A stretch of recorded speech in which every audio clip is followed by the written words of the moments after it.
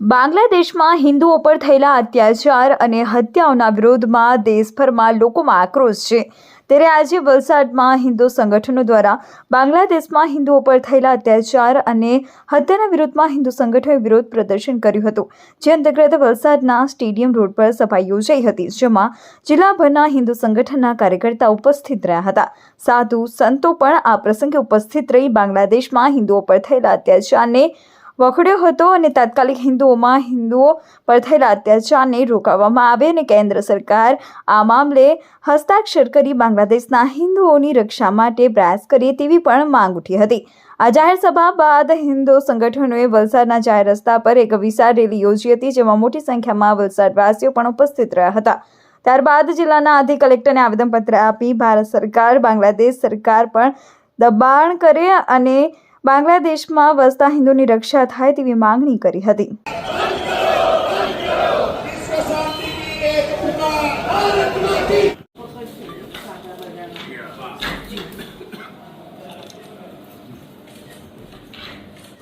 બાંગ્લાદેશના કારણે હિન્દુઓ અસલામત છે, નાની નાની દીકરીઓ યુવતીઓ ઉપર રેપો થઈ રહ્યા છે, મિલકતોનો નાશ થઈ રહ્યો છે।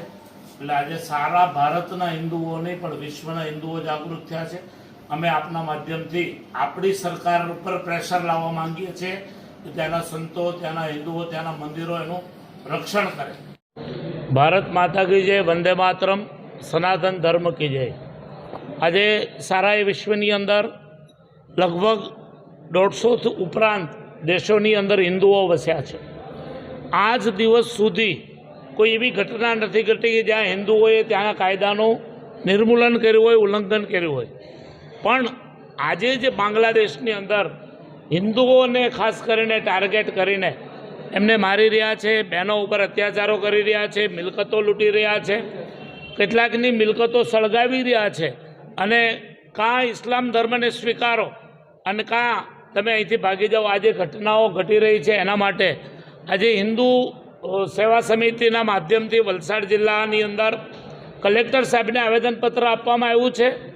અમારી સરકાર પાસે એ જ માંગણી છે કે વહેલામાં વહેલી બાંગ્લાદેશ ઉપર કોઈ પણ પ્રકારનું દબાણ લાવીને, આંતરરાષ્ટ્રીય દબાણ લાવીને પણ ત્યાંનો હિન્દુ સેફ રહે, સુરક્ષિત રહે અને ત્યાંની જે અમારી ભારતીય સનાતન સંસ્કૃતિ છે, ત્યાં સંતો છે ઇસ્કોન સંપ્રદાયના માધ્યમથી એ આજે જેલમાં બેઠા છે, એમણે કોઈ ગુનો નથી કર્યો, ત્યાંના લોકોને સાચવા છે, જમાડ્યા છે, રાખ્યા છે અને એ પ્રજા જ્યારે આજે બાંગ્લાદેશની હિન્દુઓને પ્રતાડિત કરી રહી છે ત્યારે સારાએ ભારતની અંદર આ આક્રોશ વ્યાપ્યો છે અને એ જ રીતે વલસાડ જિલ્લાની અંદર પણ કલેક્ટર સાહેબને આમંત્રણ આપવામાં આવ્યું છે।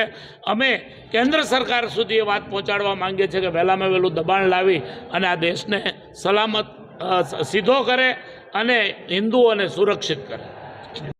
हरे कृष्णा, मेरा नाम सुंदर गोपाल दास है और मैं इस्कॉन संस्था के वापी केंद्र में सेवा देता हूँ। आप सभी को पता है कि इस्कॉन पूरे विश्व में सनातन धर्म का प्रचार करता है और पूरे विश्व में ही हमारे 1100 से अधिक केंद्र हैं।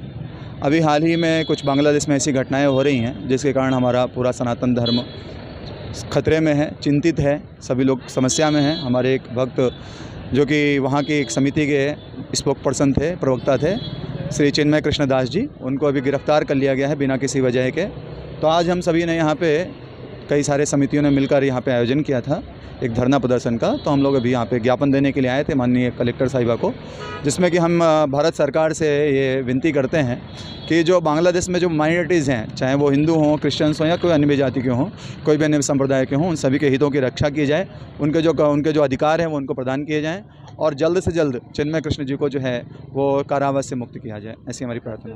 देखिए, ये तो गवर्नमेंट है वहाँ बांग्लादेश की गवर्नमेंट, उनके जो नीति नियम हैं, हमारा उनसे अनुरोध हम कर सकते हैं भारत सरकार के द्वारा या फिर भारत सरकार जो है UN के माध्यम से उनको दबाव डाल सकती है, क्योंकि ये जो भी कृत्य हो रहे हैं हिंदुओं के प्रति या अन्य अल्पसंख्यकों के प्रति, ये जो है बिल्कुल असहनीय है, उनको सहन नहीं किया जाता। किसी भी व्यक्ति को जेल में डाल देना, कोई जो कि मिलने गया है चिन्मय कृष्णदास जी, उनको भी जेल में डाल दिया गया और हमारे कुछ भक्त वहाँ से भारत आ रहे थे, बांग्लादेश इस्कॉन से भारत इस्कॉन आने वाले थे, उनको भी रोक लिया गया, उनको भी जाने नहीं दिया गया। तो ये असहनीय चीज़ें हो रही हैं।